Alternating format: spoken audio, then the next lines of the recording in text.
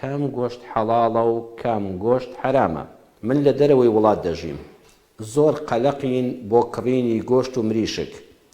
سەرەتا پرسیارم کرد، وتیان حەڵاڵە، بەس ئێستای گوێم لێ دەبێت دەڵێن بە تەریقەی ئیسلامی سەریان نابڕن.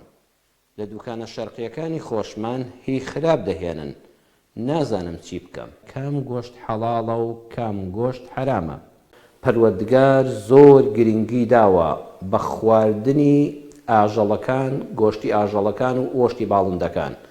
لە سوورەتی ئەلەنعام ئایەتی 118 خۆی پەروەردگار دەفەرمێ فكلوا مما ذكر اسم الله عليه إن كنتم بآياته مؤمنين.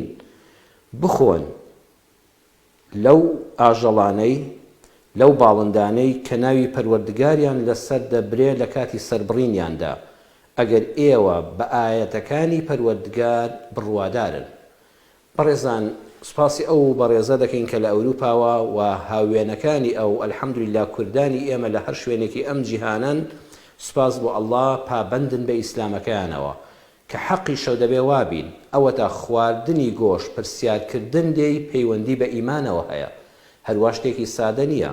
ئەوە نیشانەی ئیمانداری ئێوەی بەڕێزە کە لە وڵاتێکە وەکو وڵاتی خۆمان نییە، قەسابەکان ناناسی، شوێنەکان ئاشکرانین لە بەردەستە. ئەوە نیشانەی ئیمانی ناودڵی بەڕێستە و هاوێنەکان و کوردە خۆشەویستەکانی خۆمانە لەو وڵاتانە کە بە وردی دەپرسن کام خواردنە بۆ ئێمە حەڵاڵە و کام گۆشتە بۆ ئێمە حرامە. خوا پەروەردگار دەفەرمێ فەکولوا، کەواتە بخۆ، کەواتە گۆشت بخۆ، تەنها ڕووەک خۆر مەبە. خوای پەروەردگار ئاژەڵ و باڵندەکانی لەبەر سووری تۆی مرۆڤ داناوە و جەستەی تۆ پێویستی بە گۆشت خواردن هەیە بە سنووری خۆی.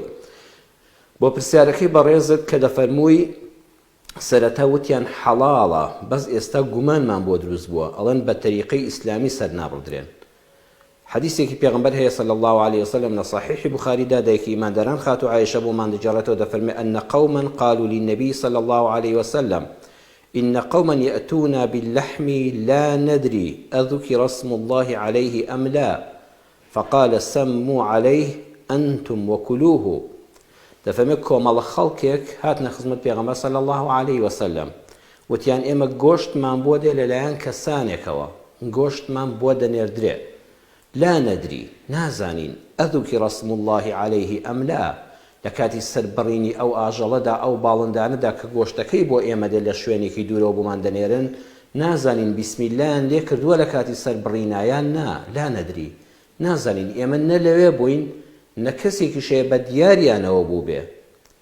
پێغەمبەر صلی الله عليه وسلم فەرمووی سموا عليه، ئێوە لە کاتی خواردنە بیسمی اللهی لێ بکەن و بیخۆن، ئەنتم وەکلوه، سموه عليه ئەنتم، ئێوە لە کاتێکە کە دەیخۆن بڵێن بسم الله الرحمن الرحیم وەکلوه، بیخۆن، گوێ مەدەنێ. ئەمە ئەسڵ وایە کە حەڵاڵ بێ. کەواتە عینی پرسیارەکەی جەناب دڵی نازانین، تۆ ئەو گۆشتە نازانی بسم اللهی لێکراوە بە طەریقەی ئیسلامی سەربڕدراوە، بۆیە لەبەر ئەوەی لا نەدری، نازانی، معلوماتن نییە، وەکو ئەو جەماعەتەی کە عەرزی پێغەمبەریان کرد صلی الله عليه وسلم لە ماڵی ئێوە بسم اللهی لێ بکەن و بیخۆن. بەڵام ئەزیزم گرنگ ئەوەیە ئەم بابەتە لەسەری نووسرابێ حەلال، لەسەری نووسرابێ بە طەریقەی ئیسلامی سەربڕدراوە. ئیتر تۆ پێویست ناکە خۆت تووشی گومانکەی دەڵێن ئەو دەڵێنە هیچ نییە، خۆ کەسەکە بە دیارێنەوە چۆن سەربڕدراوە. جارە بەنسبەت بسم اللهیەکەوە بسم اللهی لێ کرابێ یان نا، ئەو بسم الله بەواجب داناندرێ بە بەڵگەی ئەم فەرمودەی ئیمامی بوخاری کە لە حەدیث صحیحا هێناوێتی، چونکە کە پێغەمبەر صلی الله عليه وسلم فەرمووی نازاندرێ لەوێ بسم الله لە سەربڕی ناکراوە یان نە، ئێوە لە کاتی خواردنە بڵێن بسم الله الرحمن الرحیم. بسم الله کاتی ناخواردن سنەتە، ئەگەر بسم الله کاتی سەربڕین فەرز بوویایە، سنەت لە جیاتی فەرز ناکەوێ، کەواتە ئەویشیان هەر سنەتە، بە قیاسی سەرەوە ئەویشیان سنەتە.